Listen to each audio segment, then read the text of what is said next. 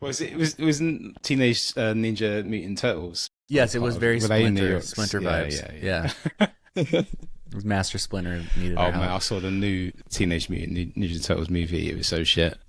I haven't seen anything It was since so the like bad. 80s or 90s ones, whenever those were. That's my Right. last experience with the mutants. Wow. Joel, how you doing So today, Joel? yeah, good, Because good. I ain't really seen you in a long time. No, I'm too much on the road, so too much Yeah, going you on. are. But we'll see each other tomorrow, Good. so all good. Yeah, all we good. will. Because we're going to Um, Amsterdam, Sam. yeah, Oh, fun! Yeah, I wish I could go.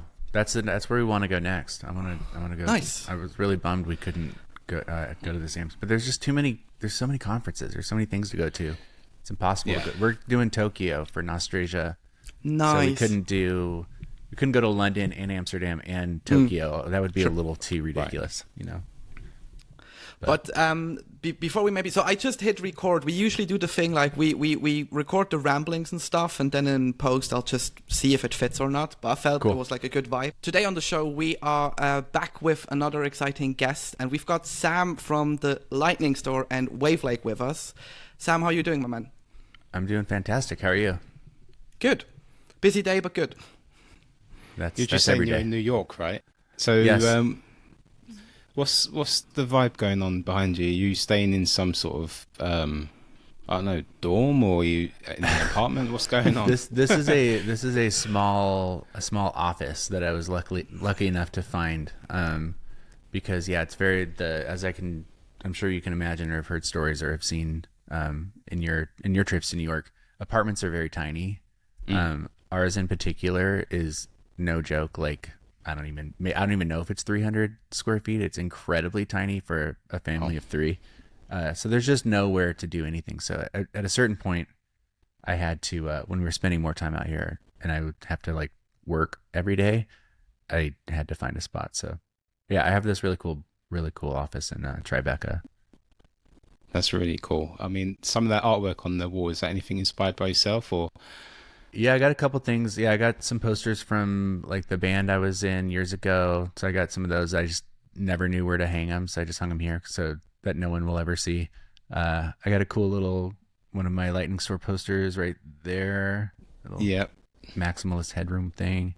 A little what's that? Fiona Apple poster. I like Fiona Apple. She's great. Yeah, my friend got me that for my birthday, I think a long time ago. I don't know. I got a bunch of stuff. You get a big wall. You got to fill it up with art. That's right, true. Yeah. And it's especially nice if you've got dope ass stuff like your stuff in a Lightning Store. And I'm just like halfway glancing over to my laptop because it's filled with 1, 2, 3, 4, 5, 6, 7, 8 stickers, 9 stickers at least. Oh, cool. So- Oh man, yeah, you should see mine. It's got I got stickers on stickers. Sam has some pretty cool stuff. I will definitely link his shops and everything he does in the description below. But what I'm interested in, Sam, is a couple of things. So first of all, obviously, your rabbit hole story. We'll dive into that. But then secondly, also lightning and music. Yeah. But I'll let you choose how you want to start your Bitcoin rabbit hole story, how you got stuck, and why you're still around. Okay. Yeah, so actually it started with a friend of mine out here in New York, actually. Some people probably know him. His name's Jarmaz. He goes by Muzz. He's around. He does this Lightning Venture stuff now. He's just been kind of like a cartoon character in my life since like 7th grade. But yeah, one of my oldest friends in the world, and he got into Bitcoin pretty early in New York. This is right after he moved to New York, and I don't know what he was doing. He was like, he's always doing all kinds of stuff, but there was a point where he somehow ended up running a bar in the Lower East Side, and I think there was a New York Times article about Bitcoin. I want to say it was like 2012 or so, and it included him because somehow he had ended up having like the first or the second Bitcoin ATM in New York City, and just got kind of hooked up with that crew. So he started just getting really into it. I think mostly from like an investment standpoint. I don't know if it was necessarily, things have evolved quite a bit in the last 10 years, as you guys know. But yeah, I mean, he just started talking to me about it, and I was like, I don't know, it sounds kind of weird. And I was in, I started my first business in 2008, like kind of when like the whole world was, financial world was kind of crumbling down, and was just at that perfect age to be aware of it. So I was looking into stuff too. I was like listening to, I would catch like Max Kaiser every once in a while, or, hear people. I used to listen to this show, Coast to Coast AM. It's like a cool, like late night show about aliens and weird shit. And they would always advertise gold stuff and like, the world's ending and everybody should buy gold. And so I was like, I was into that kind of stuff a little bit. So I was into the idea of Bitcoin. I mean, I remember there was a point where another friend of ours, another mutual friend in this group, we were like, should we buy some Bitcoin? And I think it was like $1 or something at that point. And we went to the website and we got super sketched out. Even we're like, well, we should just buy like $10 or something. And we were like, is our credit card going to get stolen? Like, let's just not do it. And we didn't do it. But anyway, fast forward a couple years. The business that I mentioned that I started is a merchandise business. I work with bands primarily.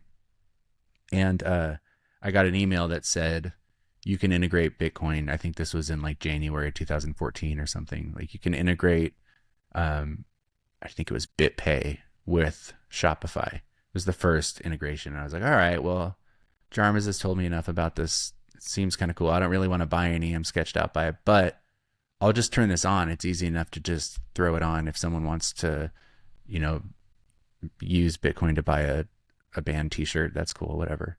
So I did that for a while, and it, I would see sometimes people would use it and be like, that's kind of cool. Sometimes people wouldn't. It would go through the phases that sort of correlated with whatever the market was doing from 2014 to 2017, where I just really didn't think about it at all. It was just there. It was just something that I had enabled and then just sort of forgotten about. And then, as many people did in 2017, started becoming a little bit more aware of what is going on. I think that was when Bitcoin really started kind of ripping. It was maybe, I guess you call it like the second wave of the altcoin stuff, where it was like XRP and Cardano. I mean, I don't even know what these things are anymore. Like Redcoin, like all these things. And I started telling Jarmus, I was like, dude, you were right. Like, you were totally right. I missed out. I'm going to start buying all these shit coins. And he's like, don't. And I was like, no, I'm going to. I think I'm on to something here. I think everybody was, or a lot of people. I don't want to say everybody was. A lot of people were. Okay. So, then I started actually really looking into it, like the fundamentals of it. This is a very similar story, a very similar path. I'm sure many people have described on this show. Started going to a couple conferences, and I would help Jarmus. He did that unconfiscatable thing for a while. So I would go there and I would help with like merch stuff and just help him set up, because it was a real rinky dink operation, as he would say. So we would go in Vegas and like help set up, and then I'd hear some people talking about it. Like Jack Mallers came, Adam Back came one year, Max Kaiser obviously would show up, and it was fun. We'd play poker too, have like a poker tournament around it. So yeah, just around that, and then like 2018, Lightning comes into the picture. So that's when things really changed for me, because I'm in e-commerce, I'm in music. My friend sends me a clip of Elizabeth Stark on like CNBC or something talking about Lightning, and I'm just like, what is this? This is cool. This is how I can. This actually makes a ton of sense to me, because also going through like the block wars and all that stuff, it's like, how does this scale? And then all of a sudden Lightning rolls in and you're like, oh, this is how it scales. And it started making a lot more sense too with the e-commerce side for me, being someone who's in that business. So I just, I fired up I bought a Casa Lightning node. I didn't know what I was doing. I had no idea what I was doing at all. I didn't know what a channel was. I didn't know I didn't know what liquidity was. There was an autopilot feature on it, so I just like turned it on and left it plugged in for 2 years. And then fast forward a little bit, I guess like 2020, maybe early 2021, I started paying attention to. I got off Twitter for a while. I just couldn't handle it. It's like too much crazy stuff going on there. But then I started hearing about uh, you know, other use cases for Lightning. It went from being the reckless thing to being something that actually has a really solid use case in other forms, not just as as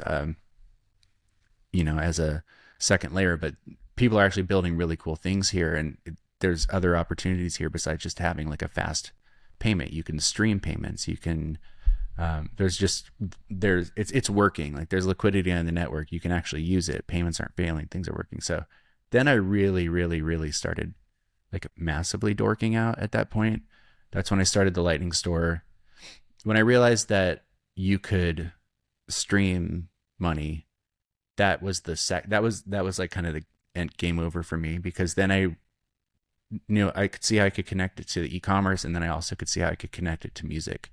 So I created the Lightning Store really with the sole intention of just figuring out, like, meeting people who are into music in order to figure out how to integrate music with Lightning.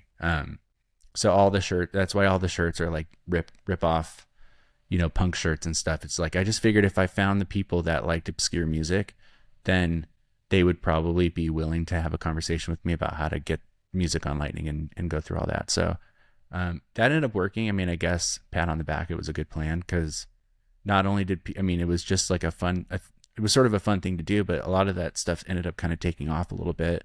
And through that, I met a ton of really great people and had a lot of really cool conversations. And I also did a thing called the Lightning Music Store and the Lightning Music Player, really just to branch out into that world even further, when I discovered you could upload music on RSS and the podcasting 2.0 space and all that stuff around it. So, really, like, this long drawn out story, it was a lot of years of just being open to the idea, then trying to play catch up, then discovering the fundamentals, and then discovering the potential. And now it pretty fully encapsulates everything that I do every day now, because Lightning Store is still just a fun thing, but it's a really good bridge to a lot of companies out there that are working on stuff, and really cool communities. And then now with the Wavlake stuff, it's really sort of come full circle for me. I mean, it sounds like you've grown into the space, and yes, your journey does sound quite familiar. That a lot of people first have a touch point with Bitcoin, and then they go away, maybe buy loads of shit coins, and then realize the fundamentals, because maybe something has shifted in their life, or something's come up that has sparked their interest or made them suspicious about some of the shitcoinery that's going on, that they can start then to sort of unpack how Bitcoin is most definitely different from all the other shitcoins in existence. But I think what really sort of, from what I'm hearing from you, Sam, is that the thing that really captivated you was the whole Lightning project. It was that sort of, that was the thing that really sort of scaled Bitcoin for you, that could actually provide you with an opportunity to, build something that encapsulated your identity in some way, with your interest in music and in other aspects of your life. And it seems like you're very open to the idea of how Bitcoin can be used for streaming for yourself when it comes to music. So can you talk, have you got any sort of plans or ideas of how you're going to integrate that into reality? And is there something already out there that we can talk about for you? Yeah. So, the first I guess sort of like the first installment of streaming money I found through an app called Sphinx, and then also through Breeze, the Breeze wallet. The Breeze wallet had a podcasting, I think it's still in there, has a podcasting function. Yeah, that's right. And Sphinx was sort of like, it's kind of like Nostr a little bit, it's like an encrypted identity, but they had these they were called I guess that's still around too, although I haven't been able to get it to work in a while, but I still love Sphinx and the idea of it. But that's what I made, that Lightning Music Player for Podcast 2.0 player, like enabled players. And it was really just like a hacked together proof of concept. Like, hey, some podcasters are doing this, that I saw podcasters do it. I heard the dude from Sphinx on, TFTC or something, I think. And that was like the moment where I really was like, okay, this this isn't just like before. It was like, I understand the sound money thing, I understand the settlement layer, I understand being the, from a savings perspective, a hedge against inflation and stuff, all that makes sense. But it was the use case, of like, oh, I can see how this actually starts solving multiple problems, big and small, and in some really fun stuff I actually like, that can convince people. Like, it's just a really good onboarding tool. Like, what if there was a music player that could use this, and artists could get on and start actually making money? Like, that solves a 100-year-old problem of like artists getting screwed,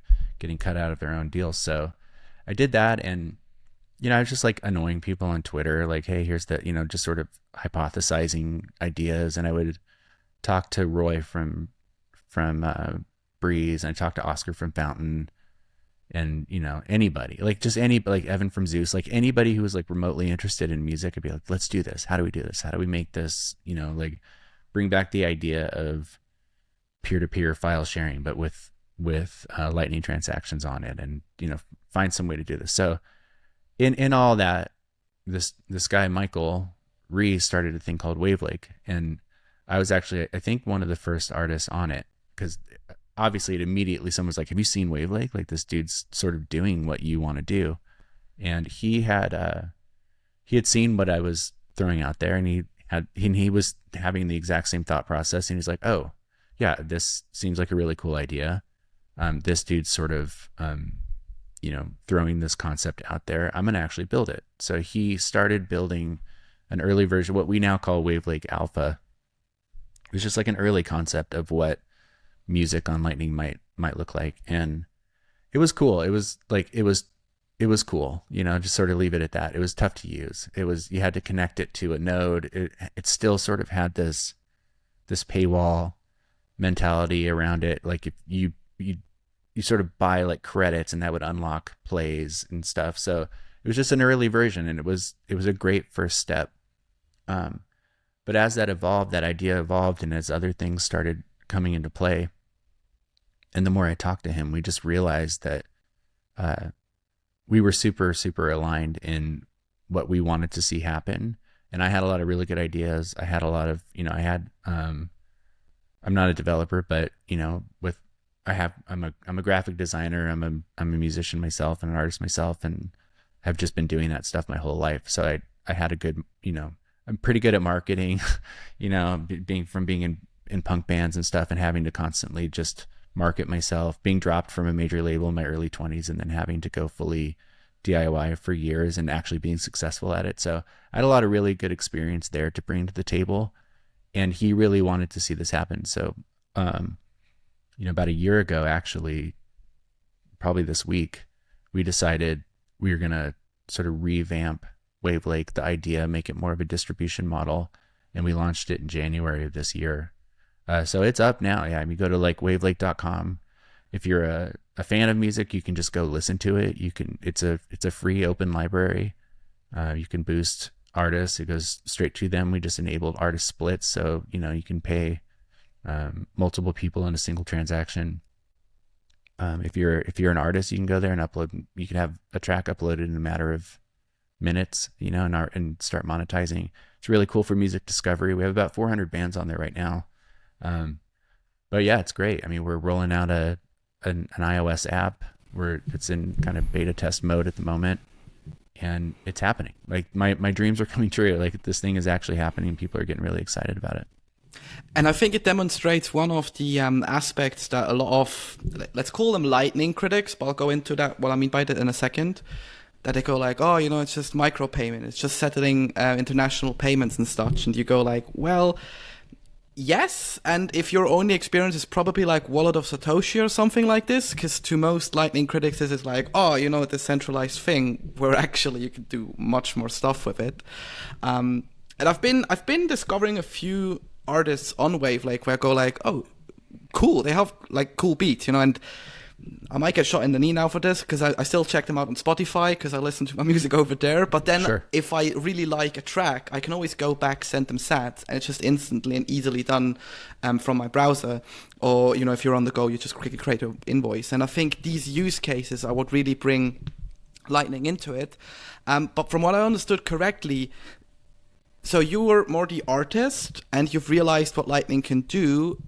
Since having, been involved with Wavlake and these things, has your like technical interest peaked, or like have you, I don't know, sat down and learned how to do basic coding stuff? So is it still just like they do the tech side, you cover the music artist sides, or have you also noticed a change in your Lightning journey specifically there?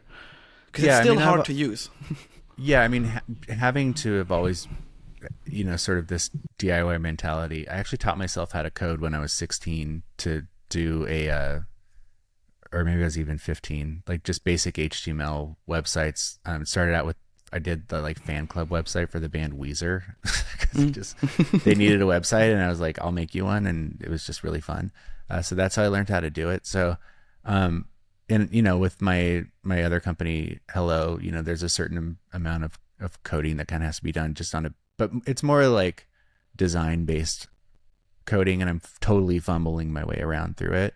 So I know I will never be an actual coder, but I do understand the fundamentals. So while it can be probably somewhat difficult to talk to me if I'm trying to explain something that would be fun to see happen, typically it's more helpful for me to just mock it up in Photoshop or something and then send it over.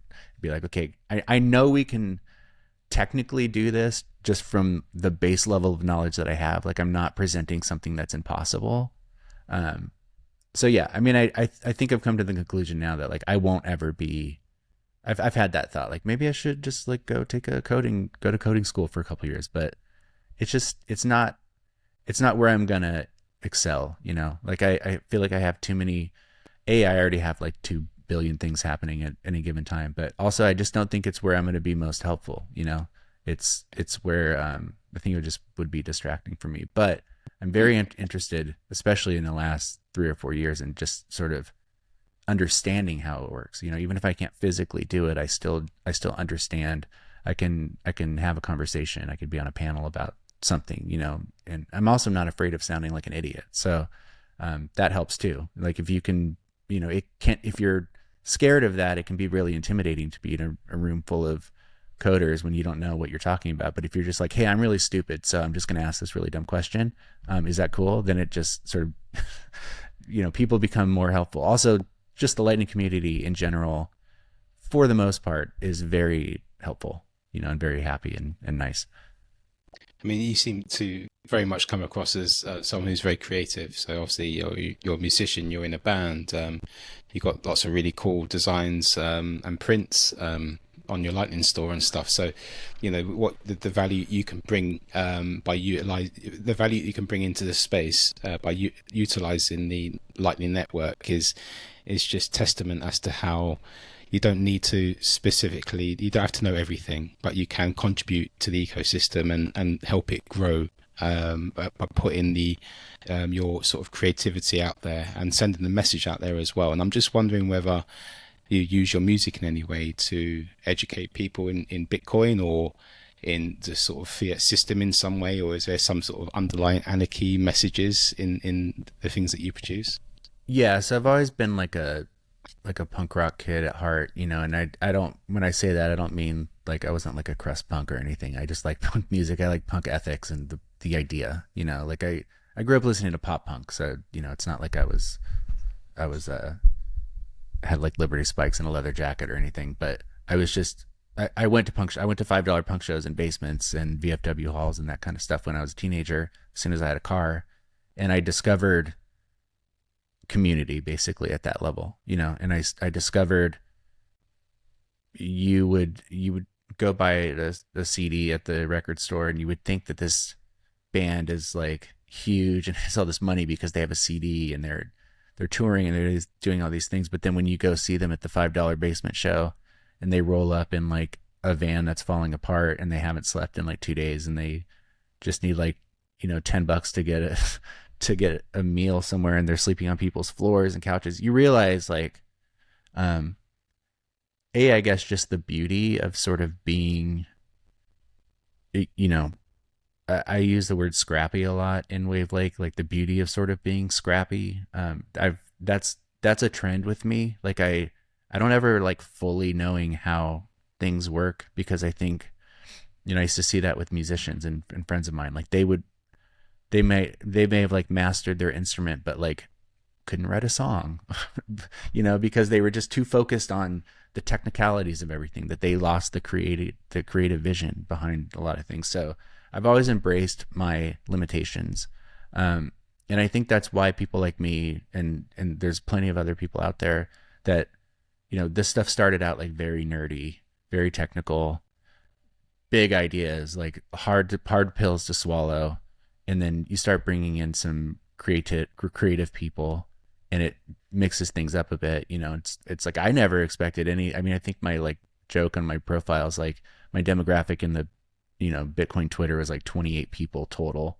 I never thought there'd be so many Descendants fans in like the Bitcoin space, or something like that. But turns out there is, because, as this thing has grown and evolved, you're bringing like, and also it's embraced, if as long as people are embracing this idea of like community and culture, then it really pulls it out of that like very straight, boring technical speak into something that's really exciting and creative. Or like the conferences that I've gone to have gone from being very technical based to really fun, like implementing music, implementing other ideas, creative ideas, like getting into stuff like Nostr now, which is bridging the gap from traditional Bitcoin ideas to like real world social ideas, or micro apps, and how these things all sort of will work together, and how this will expand even further. So it's important, and I think that's to maybe actually answer your question.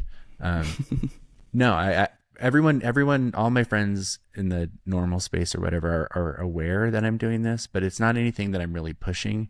It's something that I just want to show, over time. I think that's really the best way to do it, because there's a lot of preconceived notions as to what you are if you're a Bitcoiner or whatever. And a lot of those things I'm very much not. I'm my own person. I have my own opinions on a lot of things. I'm not like constantly posting pictures of meat on Instagram. It's just not my thing. Whatever. It's cool. It's cool if it's somebody's, but it's just not me.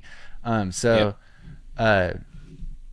just want to, I want to make, I'm trying to present things in a way that just feel, I always hate saying normal or regular, but just feel sort of normal and regular and inviting to people, and I think that's really important to have if we're expecting this thing to scale out into like the outside world and get out of this echo chamber or whatever you want to call it. Like if this thing's going to grow, it has to exist kind of like on all planes. So that's what I'm here to hopefully help in some way, even if I play just a tiny part in that. That's what I'm hoping to do. In what you were saying about the punk rock scene and all that sort of stuff, you're bringing me back to the time in the early 90s here in London when I was going to sort of illegal raves and maybe taking a little bit too many sort of chemicals and just hanging out and vibing out, and the sense of community and belonging was strong, and it's good to be able to find your community and find your energy within that and contribute in some way to that community. And I like the fact that obviously you seem to have stuck true to your artistic identity, if you like, but you found this kind of niche growing opportunity for fellow artists that follow in behind you by sort of showcasing how the Lightning Network can benefit you as an individual, and for people to actually contribute and thank you for the value that you bring within their lives. Maybe I'm just being too philosophical, like always, Joel, in this, but I don't know if that resonates with you at all, Sam. Yeah, absolutely. I mean, I think it's just, we have to prove that these things, we can't just say these are better systems or these are better ideas. You have to actually prove it. You have to show people. And these things, I read a book a long time ago called The Tipping Point. These things sort of, it's the gradually then suddenly idea, or slowly then suddenly, or whatever, or you know what I'm talking about, and that's how this is going to be. But it's like, I was just explaining, I guess, the idea of Wavlake to people. It's like, I've seen some, maybe it's through NFTs or through other media based things that are trying to like rapidly onboard a wider audience to a crazy idea and it's generally done so in the name for the sake of like generating a bunch of money really fast. That's really that's the pitch on most of those things. And those always obviously get rugged, or there's some huge letdown situation, which gives like the concept of trying new things over time. When that keeps happening, it gives all this stuff kind of a bad name. But if at the end of that rug pull every cycle, you see that, these people are seem to be standing, and every down market, they seem to still be building. And at the and then when this stuff starts all over again, those things are that much stronger. And I think people are starting to actually see that happen now, after having lived through at least a couple of these cycles where I was really paying attention, like the 2017 and then this most recent round. I'm really starting to see the difference on the other side of it, like in the bear market, how people are reacting to this. And they're starting to see like, oh yeah, maybe this new thing that comes along is actually a scam. Maybe this thing that is still standing in the rubble at the end of this cycle is something I should be paying attention to. And if we're just building and, making actual things that people are going to want to use, then I think ultimately they will come to us. And that's what we're trying to do with Wavlake. Like, I'm not trying to rapidly bring artists over. I'm just trying to build something that is going to actually work for them, so that when they discover it, it'll happen, it'll switch for them that much faster. And to somehow bring it back to your punk interest and things, I know we want to have as many people and as quickly on in Bitcoin as possible, because for a lot of people, at least from my experiences, I want to help you get out of like the fiat mindset and the constant grind. Maybe you live in Argentina where your money just gets taken away by theft in form of inflation and all of these things, but then you sort of sit there and go like, well, yeah, okay, that's a small portion of the world, but what we're kind of a different culture, like a counterculture to what usual people do out there. And we should embrace this. So I kind of like it that if I go to Prague, or now also in Riga, there was the Rockamoto concert thing organized by Muzz as well. Yeah. And he sort of, I think in Riga was a bit semi-drunk, so maybe there was a bit of different thoughts involved there, where he went like, I have this idea and I want to integrate Nostr, and we also spoke about Wavlake. But I think the more you have these kind of breadcrumbs, the more people will lead down the Bitcoin rabbit hole. And hey, if like an artist wants to break free from the tyranny that are music labels and stuff, and they discover it this way, and they go like, okay, I can still pay my bills with like the regular money I make in, but maybe I'll save, I don't know, 25% of my sats through my streams or whatever. This is how we're probably gonna get there faster than just having 8 billion people at once, and then shit breaks because nothing is ready really. Yeah, I mean, I think this is such a bigger conversation. I'll try not to go on another huge ramble here, but the way that everything's currently set up,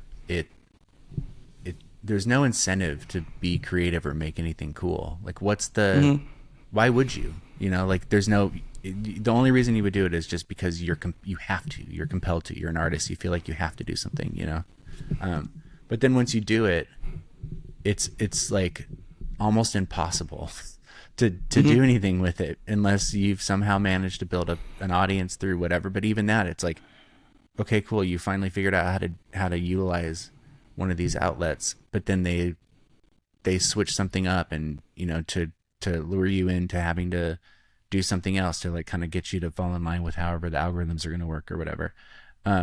So what I really hope happens, I mean, this is like a big ask, but I think we're already seeing this happen a little bit with Wavlake, is if like people are uploading their old projects to Wavlake and seeing people get excited about them and getting that instant feedback and getting that value, the whole idea of value for value, and seeing that, and it's inspiring them to actually, like dust off the guitar or whatever and write new songs and get stuff on. It's inspiring me. I haven't put out any new music in a few years, and I was just telling someone the other day, like, I want to, I can't wait to release new music on Wavlake instead of my old stuff.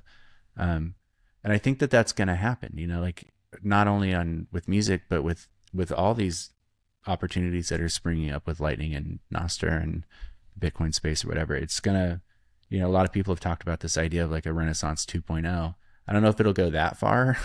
That's maybe a really big ask, but at the very least, I think it's going to incentivize people to want to create things again and give them a reason to create things again and give them a stronger connection with people instead of feeling like they're just you pour your heart out into something and then you just throw it into this abyss of whatever, and you just get no positive feedback or reinforcement. There's no way to really engage with people on any kind of deep level. So I think with what we're doing at Wavlake and what I know is coming with some other apps, I think that's really going to incentivize that to happen. People are going to start not only doing things, they're going to start doing things just because it makes them feel something again, but then the money will be a bonus. It's like, oh, I can do this, I can engage, I can get positive reinforcement on what I'm doing, and I can earn a living as an artist. Wow, okay, cool. I'm wondering whether there's something connected to consumerism here in the fact that what mass consumerism has done in this kind of broken crony capitalism society that we might be in is the drive to sort of like sell products quick, and then people having to sort of like almost sort of cut and paste what's popular and trying to sort of make it work by sort of chasing the money that's out there rather than actually thinking about what the value is in society, what value can we bring to the communities that we've got, and for artists to actually sort of sit down and open up their curiosity and creativity again without sort of having to think about whether it's going to be popular enough to earn money for the sort of consumerist existence that we're in, or am I just sort of like on a completely different wavelength to you now? But I'm just wondering whether that's got any sort of correlation to your creativity and other artists as well. Yeah, we think about that a lot. There's and this kind of carries over to all any type of audience, but most artists have like a very small niche group of super fans. It's like if you have 1 million listeners, a lot of those are just sort of passive listeners. They're just like passive fans. Like, oh yeah, I like, do you like the Spice Girls? Oh yeah, kind of, I guess, that's my favorite reference right now. But you'll have like 10,000 super Spice Girls fans or whatever, 10,000 super Beatles fans or super whatever, insert any band. Or yes, I really admire this painter, but there's a bunch of people that will like always go to the galleries and always go to the shows and always, and like really support. There's probably a small portion of people that are actually buying that art from the artist or whatever. So this idea of I think being able to empower that audience a bit more, in a more substantial way, in a financial way. Like, I guess I'll stick to music. It's like if you're an artist, your super fan base is going to see you. They're either buying a shirt or they're going to see you play if you tour. Those are kind of the ways they can do that. If they're really diehard and maybe you have like a Patreon or something, then they'll do that. And then there's like the subscription thing, this recurring, now they're a recurring supporter of you. But there's just so many things that come along with that are tough on the artist side. So like while those are, and I work in merchandise, so I love that you can monetize through merchandise and stuff, but there's a lot of pressure there. There's a lot of overhead. There's a lot of overhead there. If you don't want to have the overhead, you have to sacrifice quality because you're doing like an on-demand service or something, and then you're selling them shit that like isn't actually up to the standards, and you end up participating in that sort of watered down system where like everything sort of sucks so that we can just use it for a little bit to get the new thing. And I think this idea will sort of like if you're able to be supported with that small base in a completely different way now too, like, let's just call these levels. Level 1, it should be the music. It should be whatever the main thing is. It's the music, it's the painting, it's the TV show, it's the play, it's the book, it's the whatever, that's the first place that you should be able, and really truly, if you want it to be, should be the only place, if that's what you decide. Like, I don't want to focus on merch, and I don't want to have a monthly commitment to these 147 people that are like waiting for me to give them some kind of content in order to maintain this subscription with them. I don't want to have to do any of this stuff, especially as a creative person. I know that the worst time in my life is when I have to be creative on cue. It's impossible. Like, you never know when things are going to hit you. You know, it's like, it might be 2 a.m. and that's the great time, but it's not like, 10 a.m. on Saturday, I've designated this time to be creative. Like, good luck with that. I've tried to do that. It does not work. Unless you get incredibly lucky. So I think, having these outlets, and as more will come, I think it will, like I already said, inspire people to work more. That'll just be, it's going to be like a snowball effect. It's just, if more people are inspired, more people are going to create. If more people are creating and more fans are going to engage, the more that engagement is able to be monetized and supported in a substantial way that didn't exist before, the better quality things are going to get, because creators inherently don't want to water things down. Like, I know as an artist or as a creator of something, if I'm like, take Lightning Store, for example, I put out like 6 or 7 shirts in like a month and a half or something, because I was just on a roll. But then I looked at it and like, oh, this is starting to kind of suck a little bit. I should pull it back, because this is too much. Like, I don't want to put too much out there. I don't want it to feel like this is like a cash grab. I don't want to feel like I'll just work with anybody. I need to make sure that what I'm doing is actually maintaining a level of quality that people expect from me, which is a big reason of why that has worked, because people get the shirts and like, oh, these are cool. They're not only cool and like kind of funny, but they're also really good quality. So, I just think it's a win-win all around. I think it's going to shift the way stuff is made. I think it's going to shift how, there's going to be a huge shift in how people interact with that. And I think it's ultimately going to lead to just a really interesting time. It may not be a full renaissance or whatever again, but I think it will, especially in a world of like emerging computer generated art and all kinds of stuff. I think that's not going to go anywhere. That stuff's going to be around. That's going to be a very good tool in a lot of use cases for people to use, no matter what my opinion is on it or not. I live in reality, so I know that it's going to work well for companies and stuff. But I also know that, like somebody posted the other day, upon seeing the first photograph, they declared that painting was dead forever, and it's like, well, that couldn't be further from the truth now, however many decades and hundreds of years later. So, I think I generally tend to think that, like, as things become more watered down, as things become easier to maintain, you instinctually kind of long for the other thing, because once you have everything, you kind of have nothing. Once you have a full library enabled, you have Netflix and 10,000 streaming services and every single TV show and at your disposal, every single song ever made in the history of time is like there for you. What do you end up doing? Listening to the same playlist, because it's just too much. It's too overwhelming. Or you see the vinyl sales going through the roof over the last 12 to 14 years, because people want something tangible that they can look at and feel and see. So yeah, I mean, I think I don't think any of that stuff matters. I think the more that these things kind of get watered down, it inherently only makes the real stuff stronger, because people feel a deeper connection to that, because they just, we're real people. I mean, well, we live in a simulation, so we're not totally real, but we're real people. So we want real things, we don't, once everything becomes too available, then it just isn't, it's not fun anymore. Totally. I for my 25th birthday or 26th, I actually got a few Blink-182 vinyl.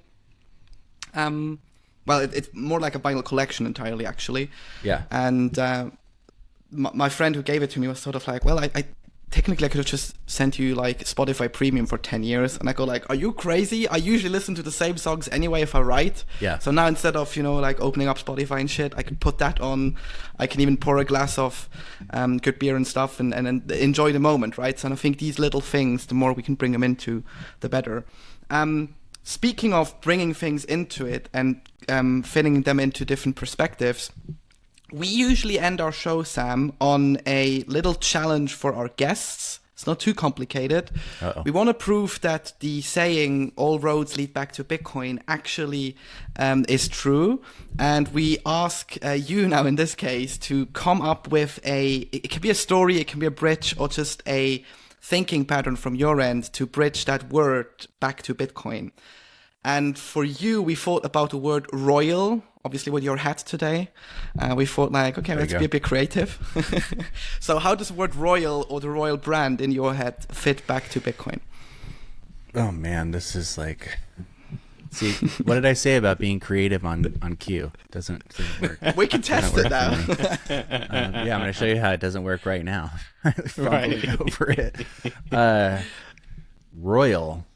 I don't know. I mean, this is okay. So I guess I'll just, probably the way this works is I just say the first thing that comes to mind. There's no wrong answer here, right? So, Absolutely. I mean, I've been thinking a lot about, especially thinking, this thought keeps coming to mind every time there's something crazy that's happening in the world.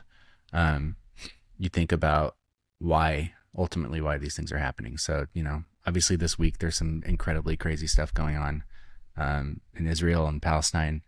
And I was realizing, my wife was like asking me some stuff about it, and I know enough, like I definitely know enough, but I was like, but this is like so crazy. Like this is one of these things that goes back like thousands of years, So I was going back and doing some brush up on my history, and I mentioned before we started, I was just in London, and there was lots of monarchy things happening there. And really just like the idea of where things go wrong typically lead back to governments. I'm going to connect it with the royalties. There's, ultimately I always ask people like, what's the problem? Like, where does this lead to? And it's like, it's always money. Like, it always seems to be money. I mean, it could be religion, it could be power, but even those things tend to still, when you like really peel off all the layers, kind of is money. Like, money is power, power is money. It's sort of all interchangeable. And so I don't know. I mean, I feel there's this idea, another big ask, that like, how do things that are systematically, that have been like just being hammered into existence over the course of thousands of years now, how have those things ultimately led us to where we are today, and how do we change that? And typically in history, it's like a violent transaction that has to occur, especially if you look at Israel and Palestine right now, and you look at that history, you see that had like the Wikipedia page there was, had a lot of different empires and rulers and how things changed over the years. And it was, everybody had these different ideas, and a lot of that was, but ultimately a lot of those things came down to power. And that's what we see in our country. That's what we see in your country. And how does that change without violence? And I guess maybe that's where it comes. That's my hope, is that Bitcoin can be a peaceful transition of power. If it's ultimately, if I'm going back and tying it to my punk rock ethics and community and stuff, it's like everybody, there should be equity among all people, and people shouldn't be starved out by governments and people with a disproportionate balance of power. So that's what I'm hoping to see. I'm hoping to see a better world that we can all live in. I'm hoping to see, I think we still need organization, we still need governments, we still need systems and processes and all these things, but I'm hoping to see Bitcoin and these ideas bring a more fair and equitable and more balanced version of that in the future. And I don't know. Did that have anything to do with Royal? Mate, no, it did, and it's a beautiful vision, and it's one that I share. One of hope, one of power to the people, an opportunity for us to really rethink how we organise ourselves on a more true, solid system. So Yeah, perfect answer, mate. Thank you very much, and thank you for joining us here at Rabbit Hole Stories and sharing with us your Bitcoin journey. And it's been fascinating. I'm going to buy one of your t-shirts because Joel's got the Mutiny one. Actually, you've got two, haven't you, Joel? You've got the Mutiny one. Wait, I've got Nostrasia in white. Nostrasia. I've got it in yellow. I've got about 5 or 6. I've got spend a bit too much on the Lightning Store, but it's all good. It's all worth well, it. hey, thanks. Yeah, and most of that stuff is just going back to those companies, or that's what I've been doing a lot lately, like the Pleb Chain. I'll give a quick shout out to the Pleb Chain Radio. Absolutely, yeah. That shirt just went up yesterday, a new version of that. And that's another really cool show. It's kind of, trying to intersect, but bring ideas together with Bitcoin and Nostr and that kind of stuff. And all the funds from that are going to back into that show, which he's then using to pay people who are listening through Fountain. So it's a cool thing. It's like this really, he's calling it the pleb wheel, but it's basically just this circular exchange. It's like money's coming in through Lightning Store. I give it all to them. They give it back to the listeners, and then the listeners buy a shirt. And so it ends up sort of refunding them for their purchase ultimately over time. So yeah, it's cool. I gotta say, I love the community aspect of all this stuff, and I'm hoping to see that grow even further. And Sam, where can people find you on socials? Just Lightning Store and Wavlake. So everywhere for Wavlake is just at Wavlake. We're on Instagram and Twitter, barely, but Instagram or X or whatever it's called now, and Nostr. Look up Wavlake. For the Lightning Store stuff, it's just LTNG, kind of short for Lightning Store, on Twitter and Instagram and Nostr. Brilliant. And if any of you missed that, just check out the show notes. All the information is there for you. Sam, thank you once again. Thank you. And you're a friend of the show, and you're welcome back anytime. Thanks. This and was we fun. can go down a deeper rabbit hole next time if you want to. So thanks again, and enjoy the rest of your day over in New York, pal. Alrighty.